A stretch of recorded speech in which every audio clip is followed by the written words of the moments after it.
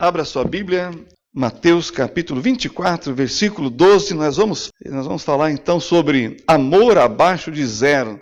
Sabe, irmãos, a única coisa que eu não sinto saudade de Israel é o frio. Imagina você a 3.000 metros de altura com 6 graus negativo. Você não sente a orelha, não sente o nariz, congela até pensamento.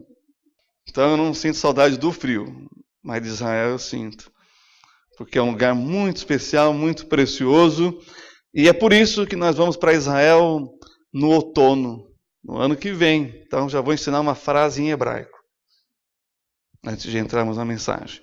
Essa frase é muito importante, porque ela realmente vai expressar o seu desejo. E se você vai se comprometer em orar, planejar e economizar. Essa frase em hebraico fica assim: Leshaná rabá berushalayim. Pegaram? Vamos lá, vamos repetir. Leshaná rabá berushalayim. O que quer dizer isso, pastor? No ano que vem, em Jerusalém. Vamos todo mundo? Repita depois de mim. É assim que eu falo com meus alunos de hebraico. Leshaná rabá berushalayim. No ano que vem, em Jerusalém. Tá bom? Mateus capítulo 24, versículo 12, diz assim, acompanhe comigo a leitura. E por se multiplicar a iniquidade, o amor de muitos esfriará. Pai, sabemos, meu Deus, que não é só o clima que esfria, que esquenta, mas as relações também dos homens com o Senhor, dos homens com os homens, com a fé, com a tua casa de oração. Por isso pedimos, meu Deus, que a temperatura, mesmo que baixa, jamais, ó Deus, venha esfriar a nossa relação com o Senhor, nosso relacionamento com o próximo, com os nossos entes queridos, mas que o Senhor, através do teu Espírito Santo, possa nos aquecer e aquecer os nossos relacionamentos e que o Senhor venha restaurá-los, aquecendo, meu Deus, cada um aqui, naquilo que é necessário na sua vida. É o que eu te peço em nome do teu Filho amado, Senhor Jesus Cristo. Amém. Muito bem, amor abaixo de zero me faz pensar sobre resgate abaixo de zero, já viram isso? E outras coisas assim. É tão bonito ver o frio na televisão, eu acho tão lindo o Alasca, aquele pessoal na neve, lá na televisão, eles lá e eu aqui. Eu não sei, quem gosta do frio aqui para eu saber? Acho que vou mudar a mensagem. O frio não me faz bem, acho que é por isso. Tenho um apoio, graças a Deus. Bom, bem, realmente, irmãos, é lindo, mas na televisão. Para mim, para vocês, eu sei que vocês gostam, pelo menos a maioria aqui. Aproveite, faça bom proveito do frio enquanto ele está aí resistindo em ficar conosco. Porém, quando eu penso também nos relacionamentos, aí eu acho que é uma coisa que não deve ser bom, né? Porque parece, sabe, aquele amor picolé, né? Aquele relacionamento gelado, frio e glacial. Isso não é bom, né? Temos que aquecer isso aí. Não estou falando do friozinho que você vai comer um fondue, você vai, né, para algum lugar quente, uma lareira e assim, não. Eu estou falando daquilo que afeta realmente os relacionamentos, né? Que pode, por fim, levar à morte espiritual, né? E aí, olha que interessante, você sabe como é a morte por congelamento? Primeiro você começa, né? Bom, a temperatura do nosso corpo é 37 graus. Quando baixa para 10 graus, aí a coisa já começa a entrar em colapso. Você começa a ter amnésia, perda de consciência e depois vem, né, por fim, a hipotermia, né? Que trocando em miúdos, o coração, né, que precisa de energia, ele começa a diminuir a batida, e o calor que precisa dar o ritmo vai afetando e vai diminuindo, e aí os músculos vão contraindo, vão parando de funcionar, e aí, irmão, se o frio é realmente intenso, vai ser afetado uma parte no seu cérebro chamado hipotálamo, que acaba então te levando à falência de todos os órgãos e à morte. E isso pode acontecer dependendo com quanto você tem de agasalho, pode durar algumas horas. Então percebam que o frio pode matar e tem matado, inclusive na cidade de São Paulo, 3 semanas atrás, 2 pessoas morreram de frio. E eu faço parte de um grupo de irmãos que todo ano compram cobertores para entregar para os moradores de rua. Tem um cobertorzinho da antiga, lá o Parnaíba, já ouviram? Lembra? Quem lembra do Parnaíba aqui? É desses que a gente compra para levar. E realmente, aquela lãzinha é boa, né? Ela esquenta de verdade. Na era dos edredons, esses cobertorzinhos ainda fazem sucesso, pelo menos entre as pessoas moradoras de rua. Eles ficam muito felizes e muito agradecidos quando a gente passa para distribuir para eles. Então, realmente, o frio físico pode matar, mas também a frieza espiritual pode levar à morte espiritual. E é sobre isso que eu quero falar, pegando esse gancho aí desse friozinho, não é? O que pode tentar te esfriar espiritualmente? Duas questões que eu quero abordar nessa manhã, que tem um poder, se não for bem enfrentado, lidado, pode te levar a um esfriamento espiritual. Primeiro é a questão social, a questão das relações familiares, né? Esse negócio de viver em sociedade, estabelecer amizades, viver e praticar e demonstrar, então, o amor para com Deus e para com o próximo, né? E aí, então, eu acho que é importante a gente diagnosticar aquelas coisas, aqueles lugares, ou até mesmo aquelas pessoas que, além de te puxar para trás, puxar para baixo, também esfria. Sabe aquelas pessoas que quando chegam, você sente o calor humano, quando a pessoa chega, ela esfria o ambiente, as pessoas não têm assim, porque sabe que a pessoa vai puxar para baixo, vai puxar para trás, ela vai tentar jogar alguma coisa que fala, puxa vida, estava tão bem, fulano chegou e a coisa toda mudou, né? Isso acontece. E ninguém está livre disso, porque nós vivemos em sociedade, nós nos relacionamos com as pessoas, né? Então, diagnostique, né, a fonte do problema e depois busque na Bíblia e em Deus a solução. Né? Vivemos, então, nesse mundo em constantes mudanças, e isso em vários aspectos. Eu quero falar, então, no aspecto social, mas também no aspecto religioso. Então, vamos lá. Primeiro, voltando aqui e enfatizando um pouquinho mais sobre o aspecto social.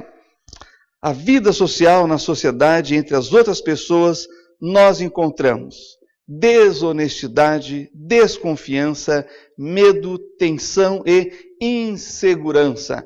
Abra sua Bíblia, avança e vai para 2 Timóteo, capítulo 3, versículos de 1 a 3. 2 Timóteo, capítulo 3, versículos de 1 a 3. E olha, essa leitura é bem o raio-x, o diagnóstico disso que eu acabei de mencionar. Então vamos lá, 2 Timóteo, capítulo 3, versículos de 1 a 3, e isso daqui tem um caráter profético.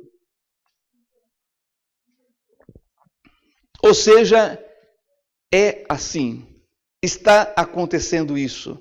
Não tem como evitar, mas tem como você se preservar dessa influência maligna de que nós estamos vivendo nesse momento, no nosso tempo, na nossa sociedade.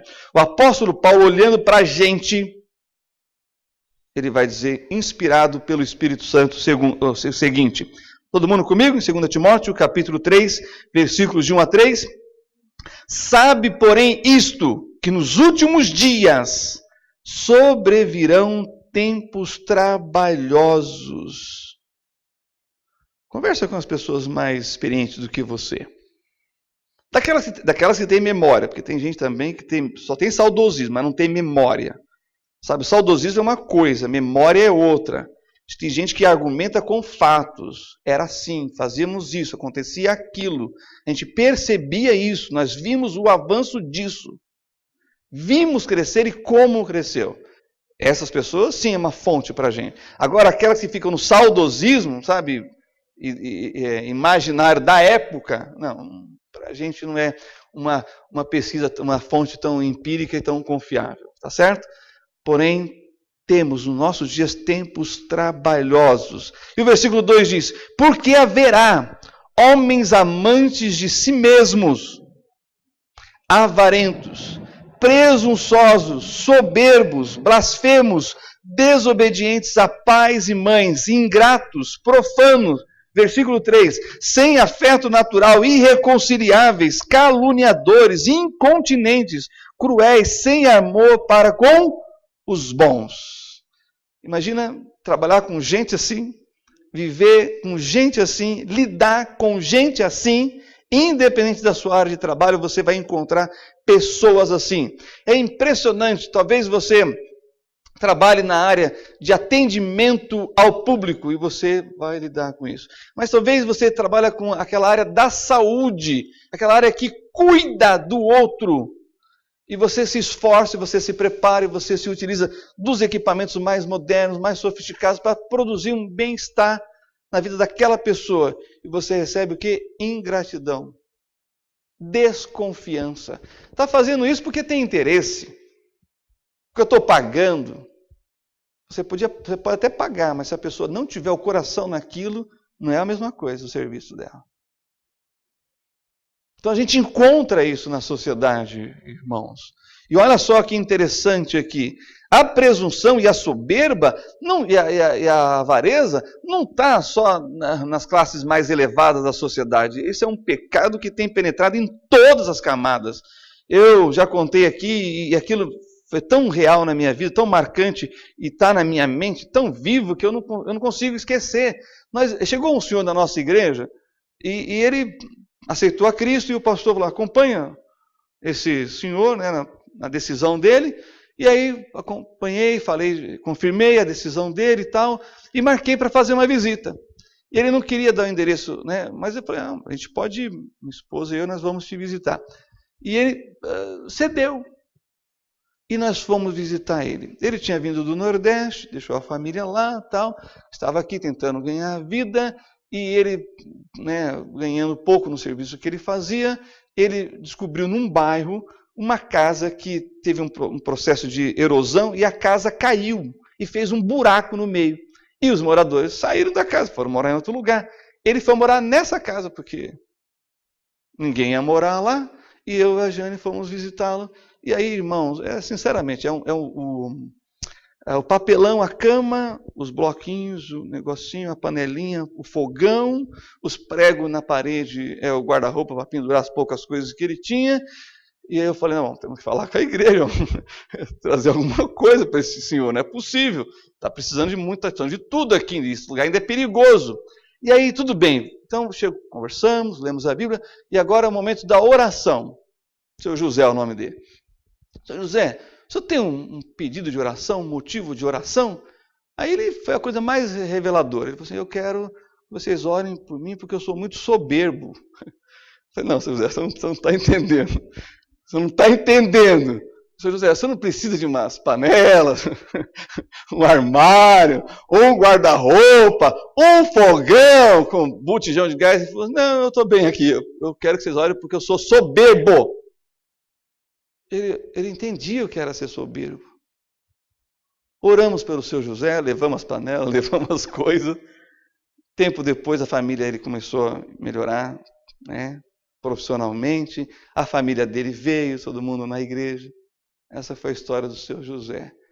Não posso esquecer isso. Imagina um homem com um buraco no quarto onde ele estava, no cômodo onde ele estava morando, com um prego na parede, dizendo, ore por mim porque eu sou soberbo. Tem muita gente assim. É esse mundo que nós estamos vivendo. E isso esfria. Isso esfria relacionamento familiar, conjugal, entre pais e filhos.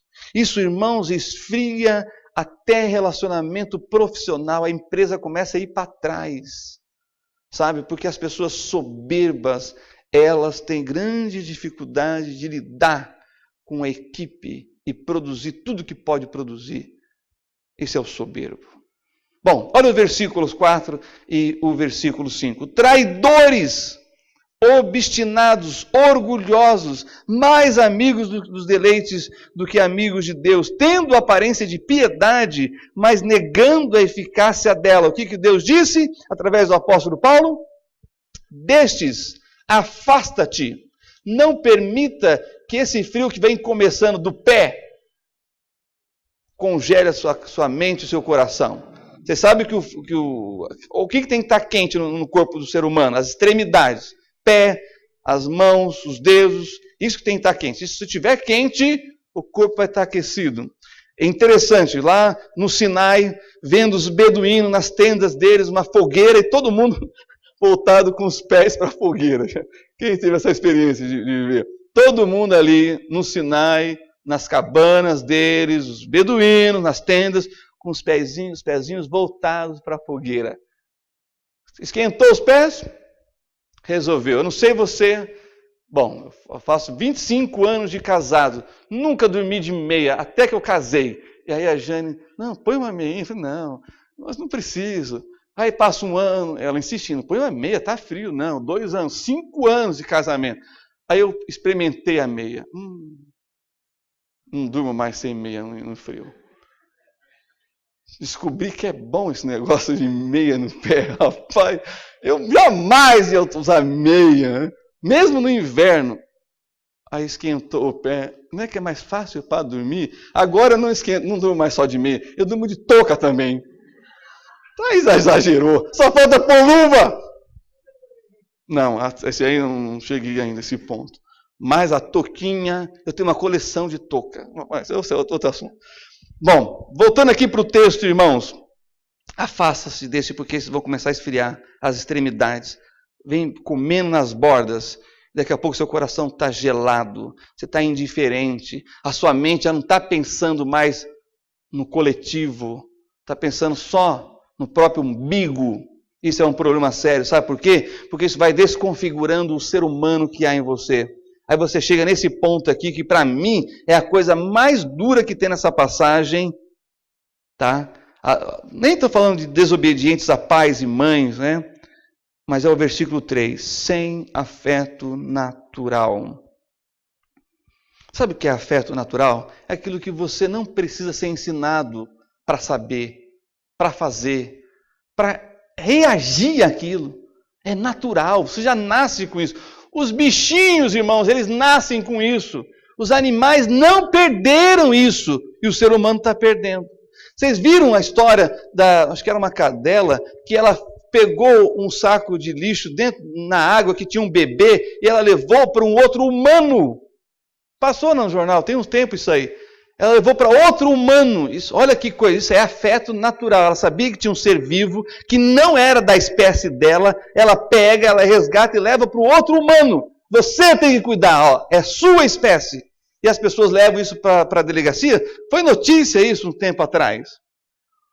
Já viu a cadelinha ou a gata quando dá cria? Ou na roça, quando os animais dão cria? Como eles sabem que tem que lamber, que tem que cortar, que tem que morder e não sei o quê, e cuidar, e eles protegem. Tem um vídeo rolando aí, não sei quantos milhões de views, não sei se é uma marmota, um bichinho desse que tem nos Estados Unidos, que ele é criado em casa, acho que marmota não se cria em casa, eu não sei que bichinho que é aquilo, esqueci. E ele então foi lá na mão do dono, dava uma mordidinha e virava. Aí o dono, não, dava uma mordidinha e virava. Aí o dono, tá enchendo as paciências. O que está acontecendo com você? Era a fêmea, ela queria que o humano visse os filhotinhos dela. Viralizou isso aí. Porque isso aí, irmãos, é natural. Está no ser criado pela imagem e semelhança de Deus. E o homem está perdendo até isso. Quando você vê jogando o filho na lata do lixo, quando você vê jogando pela janela, quando você vê os filhos matando os pais. Não esfriou aqui? Congelou. Esse texto é profético, tá? Para os nossos dias. É para os tempos do fim.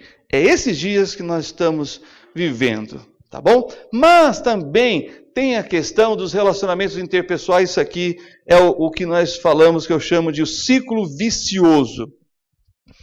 Eu não sei se vocês sabem, mas isso é muito fácil pegar. Esse vírus que leva a um ciclo vicioso. É a historieta que eu inventei, que é a seguinte. Sabe, o carteiro vai entregar a carta, e aí tem um cachorro que sai correndo atrás do carteiro. Vocês já viram como os carteiros vão entregar as cartas? Vocês já viram como as pessoas vão medir a água, a luz? eles vão com um aramezinho para mexer lá no seu negócio, seu registro, e com um pedaço de cano de alguma cor. Então vocês sabem que isso é real. Então o carteiro foi entregar uma carta, o cachorro saiu correndo atrás do carteiro. Aí o carteiro, então, chega na empresa, nem vou falar dos Correios, mas tudo bem. Chega na empresa, ele não pode falar nada contra o chefe, dá condições melhores de trabalho, ele fica com aquilo dentro e vai para casa. A primeira oportunidade que a mulher fala alguma coisa, insinua alguma coisa, o que ele faz? Solta os cachorros na mulher. Aí a mulher faz o quê? Briga com os filhos. Sempre sobra para o mais fraco. O que as crianças fazem? Maltrata o cachorro. Chega o carteiro, chega no serviço, chega em casa, é um círculo vicioso. E é impressionante que nós, seres humanos, somos capazes de tratar mal, de fazer mal às pessoas que nós mais amamos. Pensa nisso. E se entrarmos nesse círculo vicioso, isso não tem fim. Tem que romper isso. E eu vou dizer como que a gente vai romper isso. Agora, a segunda parte é a questão do aspecto religioso. Vemos pessoas correndo desesperadamente atrás de algo que seja ou pareça com o espiritual. Mas com um detalhe importante: religião sem Deus. Sem um Deus supremo, criador e mantenedor de todas as coisas. Uma igreja sem compromisso, ou seja, uma igreja sem cruz. Uma igreja sem Cristo. Isso é tão assim que nós temos em São Paulo a igreja dos ateus. E eles recolhem dízimo para os objetivos dele. Ou você acha que aquelas frases nos ônibus lá em Londres, naqueles ônibus de 2 andares, aquelas frases ateias, você acha que aquilo é de graça? Tem o ateu militante. Ele é tão religioso quanto um religioso. Mas também tem, irmãos, aquelas religiões e aquelas igrejas que, misericórdia. Eu fiquei sabendo de uma coisa que, se você diz que você vai sair da igreja, o líder fala assim, então eu vou te amaldiçoar até a 4ª geração.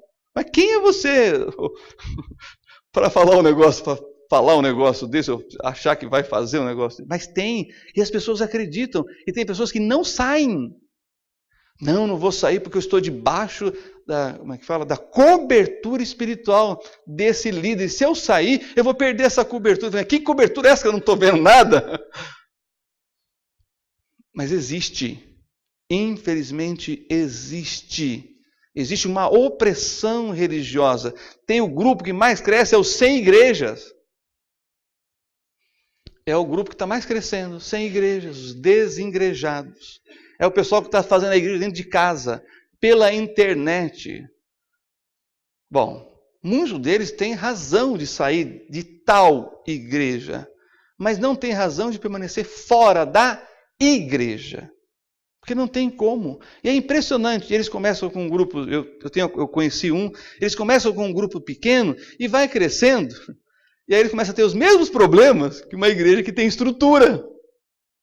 Eles vão precisando de espaço maior, e ao ter espaço maior, eles vão entrando de volta para a mesma estrutura da igreja, como nós sabemos, e aí vão encontrar pessoas das quais estão mal intencionadas. Também existe isso. Eu já disse e vou repetir, se o dia que você encontrar uma igreja perfeita, não entre para não estragar.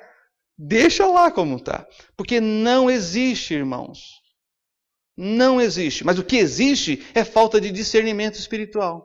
De você saber o que é certo e o que é errado do púlpito, das lideranças, dos relacionamentos de fé, que pode sim, como alguns dizem, ser castradores da fé. Pode ser mutiladores da fé. Existe. Não estamos negando isso. Mas a questão é, e por que você está lá? Fala para essas pessoas. Venha para a minha igreja, não é perfeita. Mas lá não tem essas coisas não. Porque nós estamos vivendo isso. Impressionante como a religião que mais cresce depois do Islã é o ateísmo. Não é? Porque eles têm, irmãos, a Bíblia deles. E a Bíblia deles é a ciência. E a ciência não responde tudo. É impressionante. Almoçando com médicos no Oswaldo Cruz, médicos de referência, a gente conversando sobre essas questões, eles vivem repetindo para mim: pastor, a medicina não é uma ciência exata. A ciência também muitas vezes não é. Aliás, as grandes descobertas foram por acaso. Já parou para pensar nisso? E outra coisa, e quando você dá um diagnóstico que, olha, o diagnóstico é esse, vai morrer em 3 semanas, e a pessoa vive 10 anos? Não, mas pelo exame, todos os equipamentos modernos que nós temos, é 3 semanas, vive 15. Bom, e nós temos, só para fechar essa parte da religião, nós temos a questão de pessoas aderindo ao Islã e indo combater no Estado Islâmico, no ISIS. Gente de todos os lugares, de todas as classes sociais. Aí você pergunta, por que isso? Há uma sede e fome de Deus. E enquanto eles não encontrarem Deus, eles vão estar atrás, o ser humano vai estar atrás dos deuses. É o que eu digo, na falta de Deus, deuses. Na falta da religião, que é Cristo, que nos religa a Deus, religiões. E vai surgindo, e vai se multiplicando, mas não sacia a necessidade que o homem tem. Porque já foi dito, existe um buraco, um vazio no coração do homem, que é do tamanho de Deus. Se não for preenchido com Deus, não adianta. É que nem aquele... Eu gostava tanto de dar aqueles brinquedinhos de encaixe para as crianças, sabe? Da estrelinha, do quadradinho, do círculo. Se você tentar colocar outro, não entra. Tem que ser o certo. Isso aí ilustra bem aquilo que Deus fez em cada ser humano. Tem ali um buraquinho que a peça é Deus.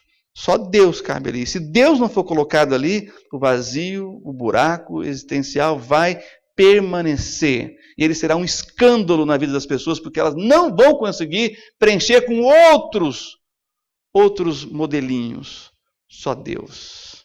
Então esse é o aspecto religioso. Bom, já que falamos da parte do diagnóstico, né, de diagnosticar, de ver onde pode ter essas fontes de causas que congelam a sua relação com Deus e com o próximo, vamos aquecer esses relacionamentos aí, meia nos pés, um chocolate quente e lareira. Pô, tem coisa melhor? Isso aí esquenta tudo. Eu tenho um problema quando eu faço essas coisas. Que eu começo a tirar a touca, e aí depois sinto frio. Volta tudo de novo. A temperatura oscila muito. Né? Eu não sei se é só comigo que acontece isso. Acho que é só comigo. Não? Tem mais algumas pessoas? Então tá bom, sou normal. Vamos lá. Como é que a gente aquece esses relacionamentos? Vá comigo agora para o Salmo de número 1. Salmo de número 1. Esse salmo é para ser decorado, porque ele te ajuda tanto quando bate esse vento frio e quer te desestabilizar. Salmo de número 1 é o que tem que ser lembrado. Por quê? O que vai aquecer os nossos relacionamentos com Deus e com o próximo e que vai fazer com que você lide, mesmo com esse mundo tão ruim, mas lide com aquela expressão em espanhol que eu gosto muito, viu, os irmãos espanhóis aqui? Mira el lado bueno. Já ouviram essa expressão? Olha o lado bom. Tem gente que só olha o lado ruim. Esse copo está metade vazio. Não, está metade cheio.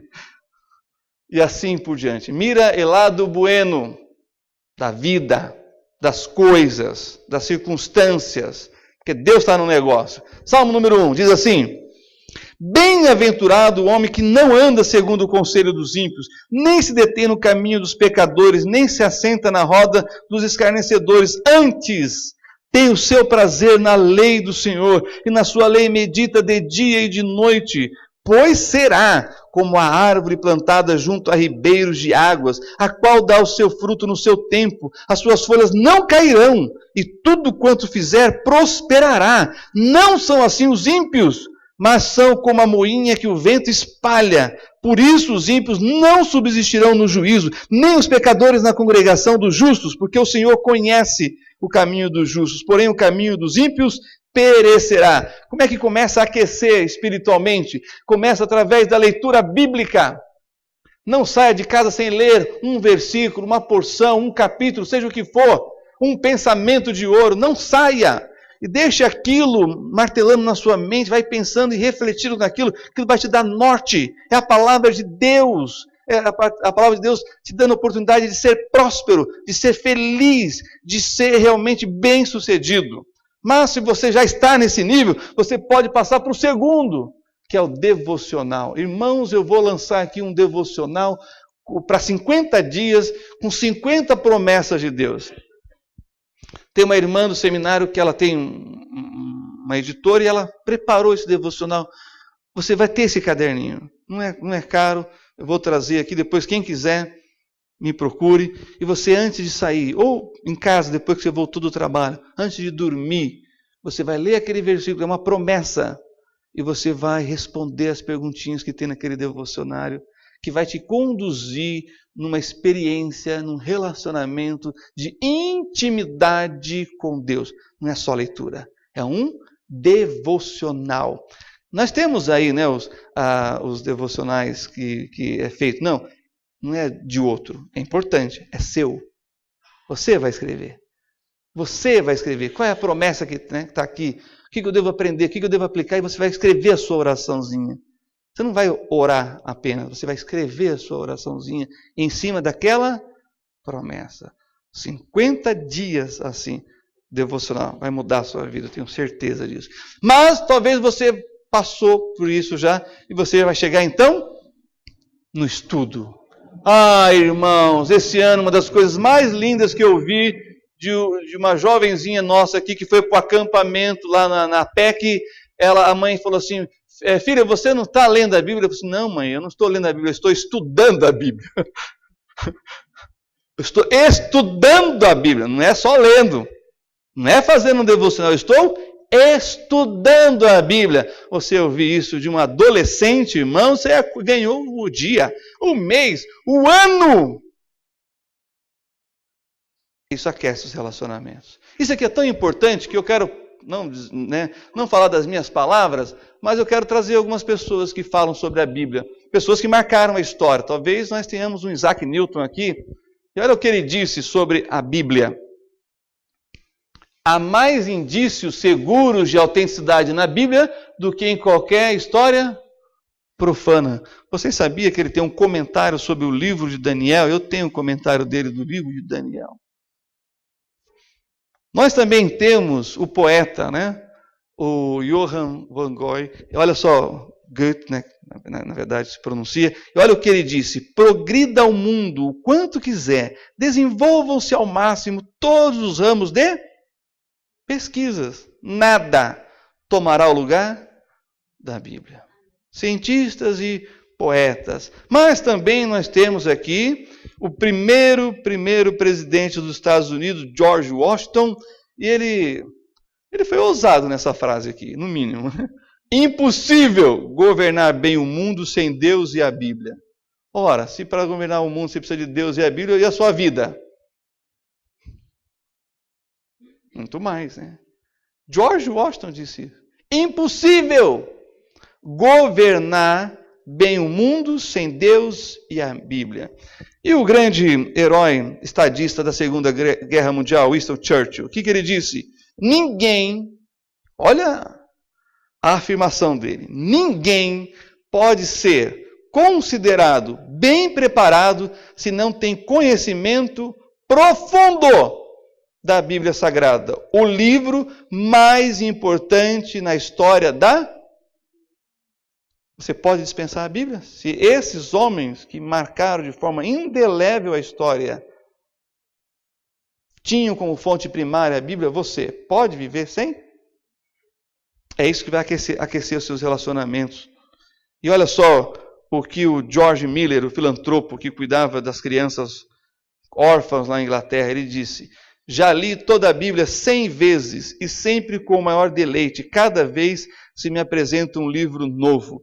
Ele é o autor do livro das 100.000 orações respondidas. E perguntaram: qual é o segredo? É que eu leio a Bíblia. Mas o que mais? Eu acredito no que está escrito.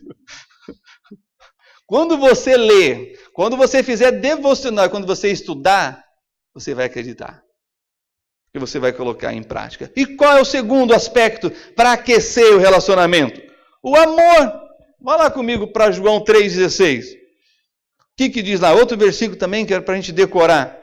Né? Isso é para a gente ter de cor. João capítulo 3, versículo 16. Porque Deus amou o mundo de tal maneira que fez o quê? Que deu o seu Filho unigênito para que todo aquele que nele crê não pereça, mas tenha a vida eterna. Irmãos, qual é a cor do amor? Qual é o tamanho do amor?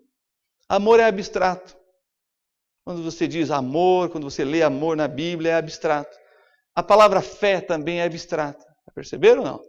Sempre que Deus dá algo abstrato na Bíblia, ele exemplifica com algo concreto. E creu Abraão. Fé. E o que ele fez? Saiu. E creu Abraão. O que ele fez? Ofereceu o filho. Fé é abstrata.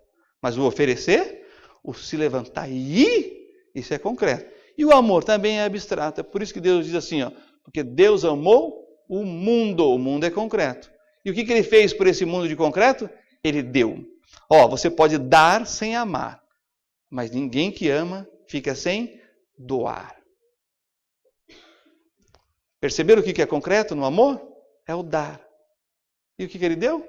Seu próprio filho. Agora, irmãos, a gente poderia se enveredar na teologia, né, nos grandes pensadores, nos filósofos, para definirmos a palavra amor, e você pode fazer isso, você deve fazer isso, porém,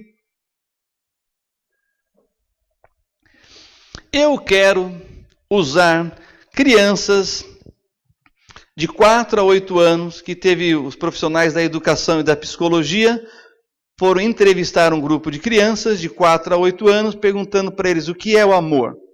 E olha só, eu tenho aqui, já mostrei uma vez isso, vou mostrar novamente, o que eles disseram. Vamos começar aqui com o Cal. O que ele disse?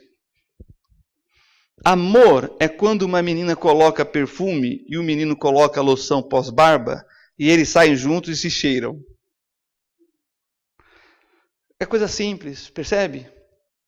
Quer aquecer o seu relacionamento com o próximo, com Deus? Coisa simples. Tem gente que fica esperando coisas grandiosas. Não.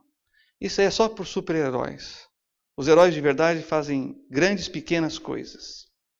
Deixa as grandes coisas só para os heróis da Marvel. Tá bom? E o que disse o Danny? Amor é quando minha mãe faz café para o meu pai e toma um gole antes, para ter certeza que está do gosto dele.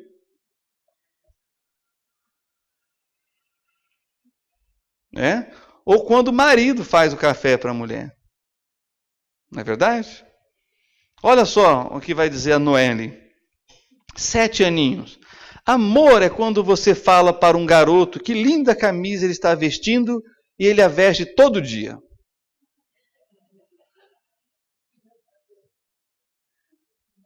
Enquanto tem aquelas pessoas que chegam no lugar e congelam o ambiente, você tem que ser aquele que vai acender o fósforo.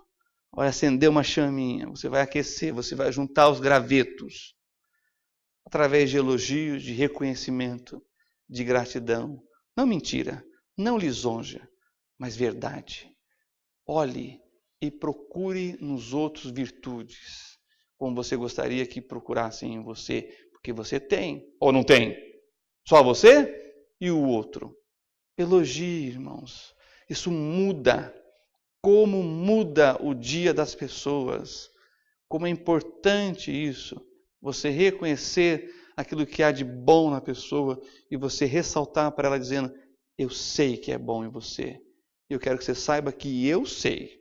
Porque se você não falar, a pessoa não saberá. Você fala isso para os seus filhos? Você fala isso para o seu cônjuge? Aquilo que você gosta, aquilo que você admira? Ou você fica escondido só para você? Põe para fora.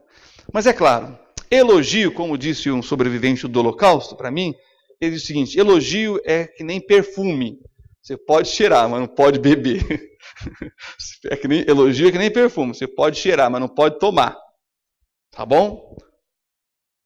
Avançando aqui, olha só o que o Chris disse. 8 aninhos.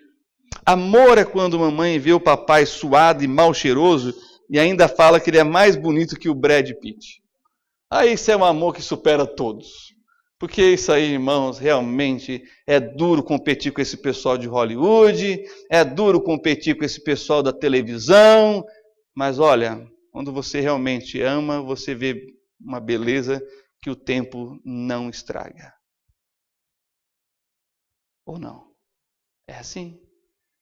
Eu lembro, irmãos, quando a gente vê esses bichinhos que você pega na rua, nessas feirinhas de adoção, esses cachorrinhos sarnento, sabe, cheio de pulga, horrorosos, e você cuida, e dá vacina, e dá amor, e dá carinho.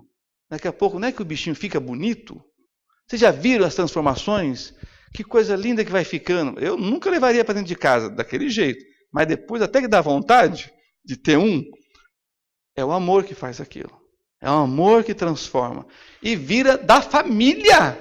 O negócio é sério. É o amor que faz isso. É o amor que realmente vê a beleza que está ali e que nem todo mundo está percebendo. Olha só o que a Rebeca disse. Quando minha avó pegou artrite, ela não podia se debruçar para pintar as unhas dos dedos do pé. Meu avô, desde então, pinta as unhas para ela, mesmo quando ele tem artrite. O amor, segundo a Rebeca, é sacrificial. Ora, isso aí, mais bíblico do que isso? Impossível. O amor é sacrificial. Não existe amor que não sacrifique coisas. Porque o amor verdadeiro, ele sacrifica coisas, não pessoas. Coisas pelo amor. Tá bom? Esse é o amor que aquece os relacionamentos. O amor sacrificial, o amor de Jesus. Não é? Bom, tem esse daqui também, olha só. O que é o amor? A Lauren, de 4 anos, disse: eu sei que minha irmã mais velha me ama, porque ela me dá todas as suas roupas velhas e tem que sair para comprar outras.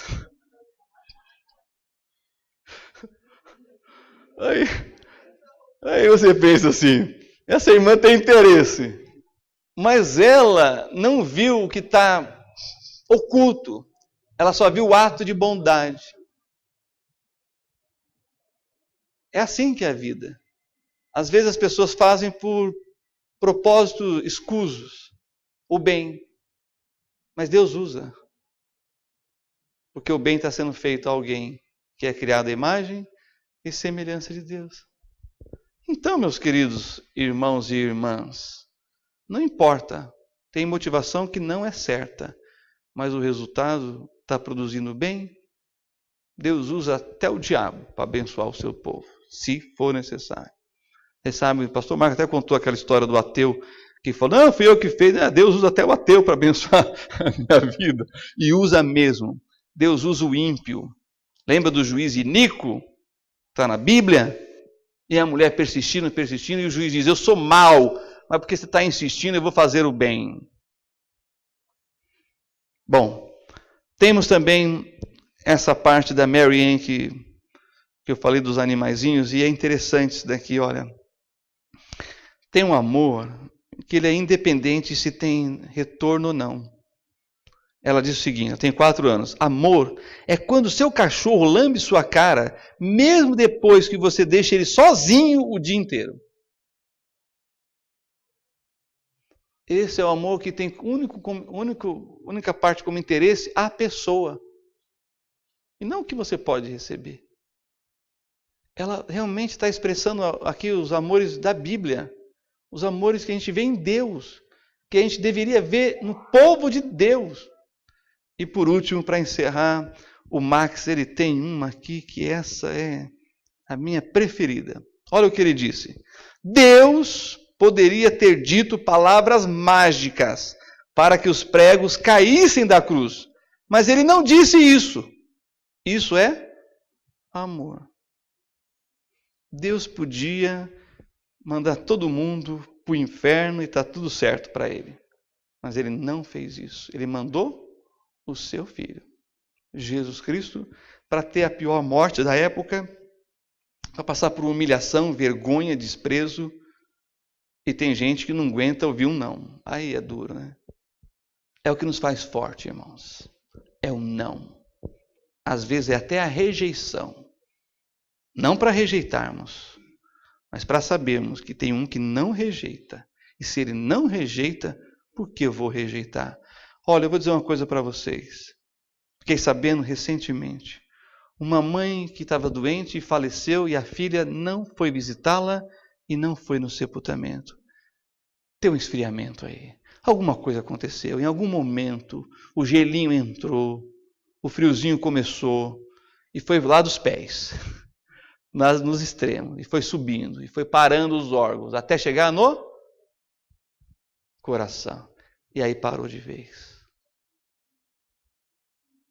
Você pode chegar nisso, se você não aquecer com Deus e a Bíblia e o amor, os seus relacionamentos.